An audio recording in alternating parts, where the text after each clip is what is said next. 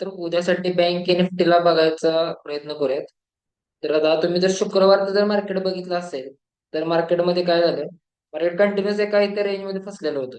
इथं आपले 20-30 रुपयाचे स्टॉप लॉस गेले. पण मी काय सांगितलं होतं, स्टॉप लॉस छोटे गेले ते चालतील, पण आपल्याला एका दिवशी असा मोठा प्रॉफिट कॅच करायचे.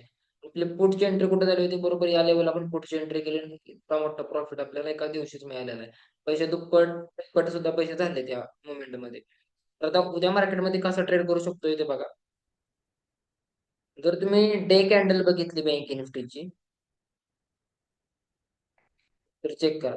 मार्केटने जेवढा वेळ घालवला वरती जायला, म्हणजे तुम्ही तर बघितलं, तर 1 2 3 4 5 6 7 8, जवळजवळ 8-9 कॅन्डल झाल्या होत्या मार्केटला अपला जायला. एकाच कॅन्डलने 8-9 कॅन्डलची वाट लावलेली आहे. म्हणजे मार्केट एवढं खाल्लेलं आहे. त्यामुळे मला सेलिंगला जास्त छान वाटतं, ट्रेडिंग करायला चांगले पैसे मिळतात ते आपल्या सेलिंग मध्ये मिळतात. तर आता उद्यासाठी ट्रेड बघा कसा करायचा. मार्केट ऑलरेडी या लेवलला क्लोज झाले. एक्झॅक्ट लेवल बघा, 50,627 या लेवलला मार्केट क्लोज झाले. तर आता उद्या मार्केट माझ्यासाठी ट्रेड कधी चांगला बनणार आहे? जर मार्केट इथे फ्लॅट ओपन झालं, इथं याच लेवलला फ्लॅट ओपन झालं, इथून मार्केट पहिल्यांदा अपशूट होऊ द्यात. इथून मला एक चांगला सेलिंगचा प्लॅन बनू शकतो. इथून मार्केट परत खाली घेणार आहे. माझा इथं ट्रेडिंगचा प्लॅन होणार आहे. हे झालं फ्लॅट ओपनिंगसाठी. मार्केट जर गॅप ओपन झालं, तर मार्केट इथून थोडं खाली येईल, परत मार्केट सडनली अप बाउन्स करेल. समजा मार्केट गॅपडाऊनच ओपन झालं, तर माझ्यासाठी जे मला टार्गेट पाहिजे होते टार्गेट निघून जाणार आहे. माझ्या हातात काय ट्रेड बसणार नाही. त्यामुळे मी थोडं ट्रेडिंग अवॉइड करणार. जोपर्यंत मला प्रॉपर प्राइस एक्शन किंवा मार्केटचं बिहेवियर समजत नाही, तोपर्यंत मी ट्रेडिंग करणार नाही. थोडं मार्केटला समजून घ्यायचा प्रयत्न करणार. त्यानंतर मार्केटला मी इतर बाय करणार किंवा सेल करणार. एक चांगला प्लॅन प्राइस एक्शन बघून ट्रेड करणार. आता फक्त एक डोक्यात घ्या, फ्लॅट ओपनिंगला मार्केट थोडं अपशूट जाईल. आपल्याला तिथं पुढची एंट्री करायची, मार्केटमधून खाली येणार आहे.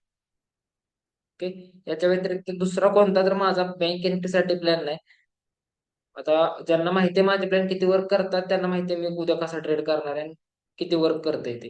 ते झालं बँक निफ्टीसाठी. आता निफ्टीसाठी आपण ट्रेड कसा करूया ते बघूया.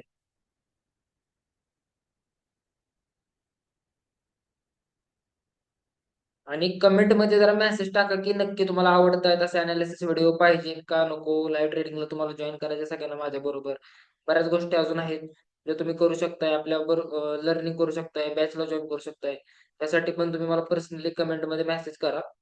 आपण ते पण तुमच्यासाठी घेऊन येऊयात. नवीन नवीन कंटेंट मी घेऊनच येणार आहे.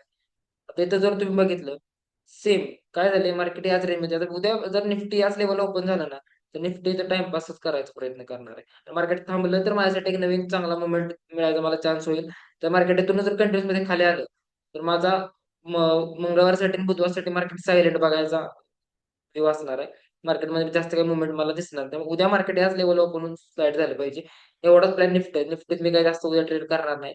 केला तर फक्त बँक निफ्टीत, ते पण कसा करायचा तुम्हाला सांगितलं, फ्लॅट ओपनिंगलाच फक्त ट्रेड करायचं.